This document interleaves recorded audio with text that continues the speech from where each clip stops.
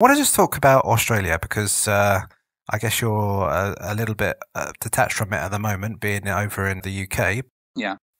From what I'm picking up in the news, how people feel, and my experience, there's so much negativity on the housing market. It's literally everywhere. I can see it coming in the news. It's coming from the regulators.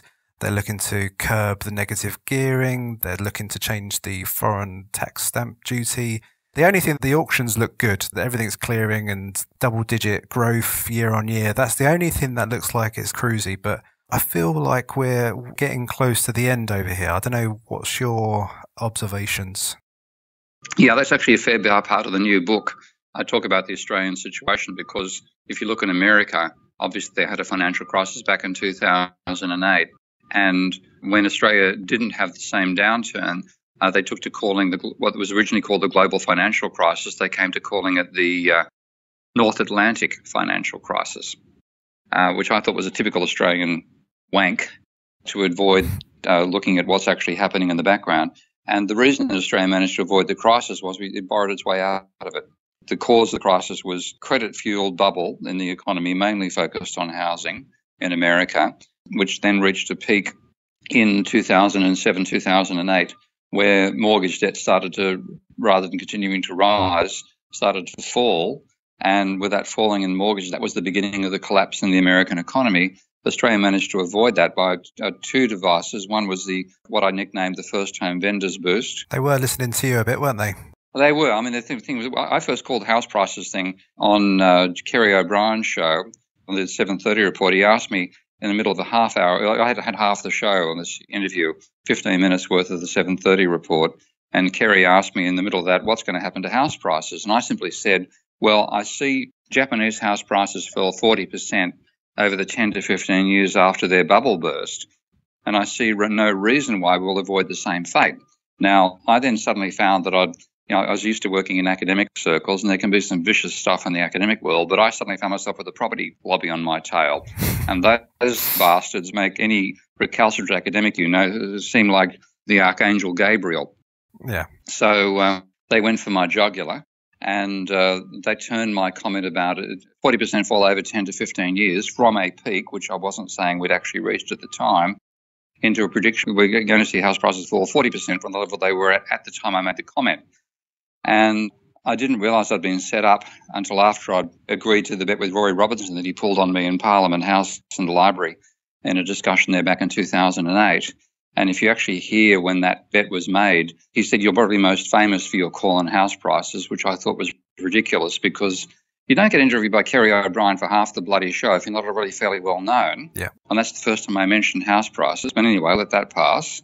And then he said, you said they'll fall 40%. And I then interjected over the top of him. I said, over 10 to 15 years, mate, but I'm willing to stick to it. Now, that 10 to 15 years from October 2008 expires in October 2023. You got a bit of time.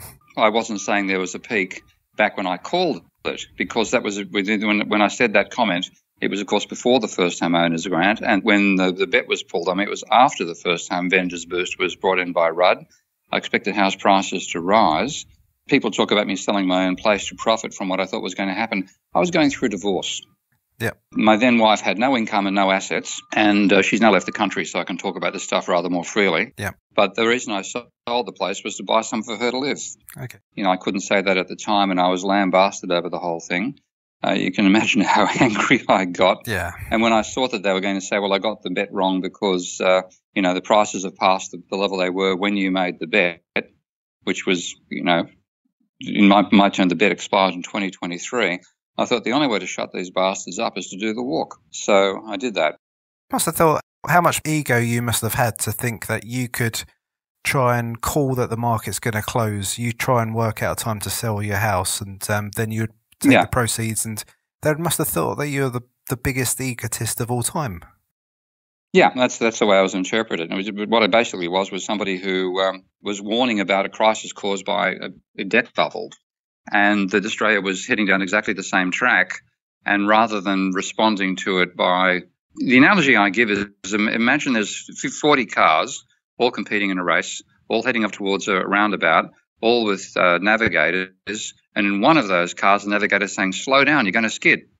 The other 39 cars crash. The one that has the navigator who says, slow down, the driver hits the brakes, goes around the corner and says, what the hell are you worrying about? That wasn't difficult. Yeah. That's pretty much the treatment I got in Australia. And of course, now when I look at it, the people say, well, it's a North Atlantic crisis. It didn't happen here. We didn't have the same causal thing. That is all garbage. When you take a look at what actually causes house prices to change, and you've mentioned it yourself a couple of times, it's mortgage debt. And there's a bit of mathematical logic behind this argument, but what determines the price level is the flow of new mortgages. Yeah. So what determines change in the price level is the change in the flow of new mortgages. And that relationship in America is extremely strong. If you look at the correlation between change in new mortgage debt and change in house prices, the correlation is 0.8. In the Australian case, which of course they argue it's very, very different, and I'm just looking at the data right now, that if you look at the correlation between change in mortgage debt and change in house prices since 1986, the correlation is 0.6. Yeah. If you look at since 2010, it's 0.8, the same scale as America. So the reason Australia's continued having rising house prices is because change in new mortgage debt has also been positive. Now, it's turning up again once more. So looking at the current indicator, I'm staring at it right now, that would be telling me there'd be rising prices going on right now after a period of decelerating prices. But what that's given us in Australia's case is now the second highest level of household debt to GDP in the world. Yep. We're currently running at, on the most recent figures, 123% of GDP as the debt level. The only country with more debt than that is Switzerland, 128%. And the only country on the planet that's ever had more debt again than that is Denmark, which peaked at 140%. So Australia's pushing itself towards a ceiling. From my side, I live in a suburban area. I'm seeing so many cranes coming up to build apartments, which I don't see. This is like a place for young families. I don't know why everyone wants to live in apartments now. Just after Christmas, the hotline for credit card debts, that just shot through the roof. Everyone's complaining about there's got too much debt, there's too much private debt they're taking on, and it's everywhere. I can get a sense for things, and it doesn't look great. I look at the restaurants which I go to. Nobody does any kind of trade from Monday to Friday, and then they do a tiny bit, kind of half fill out a restaurant, and then that's about it. I don't see that as like a booming, thriving economy. Anything but. And this is the trouble, because when you get driven by a house price bubble, which is the only factor that's behind it, of course, as the house prices get and the problem that Australia's locked itself into, to continue having that growth, you've got to continue having increasing debt. As I said, the debt level has to continue rising to maintain the current level of stimulus for the economy. Now, we've got to such an overblown level of that over time that when that stabilises, when the debt level stabilises, that will cause a recession. And this is my argument back in 2008 as well. You don't need to have a decline in debt to cause a recession. Simple stabilisation of the debt level will cause a dramatic fall in total demand. And Australia just likes to get there, and when it has, it'll have a worse level of debt than it had back in 2008. I do apologise, Steve. I think I'm having issues with Australian internet at the moment because you're crackling up a little bit there. Oh, okay. We'll try and work our way through. On a side note, do you feel like is there any part that's going to be pulled from the Australian economy that's going to actually make it all collapse? Is it going to be from like the rich ones? Is it going to be from the Chinese buyers coming in? Is it going to be from the poor, like your Blacktown areas and stuff like that, the really poor areas? Are they going to start crumbling first? Or is it just going to be the regulations, the banks not allowing to lend as much money? Where do you see the thing that's going to pull the whole thing down? This is the part that it's hard to get through to most people, because people expect there's got to be some external trigger to cause a crisis.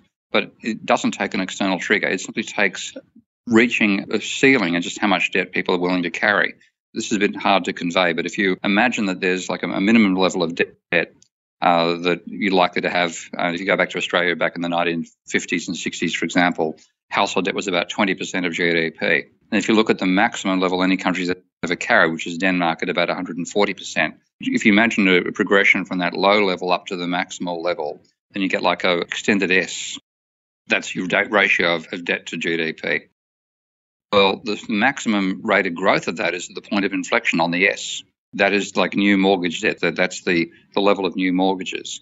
But then what's actually driving it is the change in the new mortgages. And that's like the maximum point slope up the hill that's now looked like a pimple for the rate of growth of debt approaching that point of maximum debt. When your acceleration of debt reaches its maximum and turns down, that's what actually causes the downturn. Yeah. That's what caused it in America. So this is why housing markets and asset markets in general fall over before the economy does, because they're driven fundamentally by the change in debt.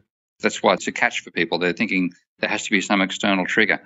No, it's simply when that rate of acceleration of debt starts to go down, that's what brings first of all, the asset markets under, and then after that, the goods markets fall over because credit demand disappears. Yeah. And I know it's very hard for people to contemplate. So I'll give an analogy. Imagine you're a person who's going up the street shopping every week, and you're spending your entire income plus 10% of your credit limit every week. Yeah. For a while, you're going to be everybody's friend because you're the person turning up and you're buying extra coffees, extra clothing, et cetera, et cetera. When you hit your credit limit, you stop shopping.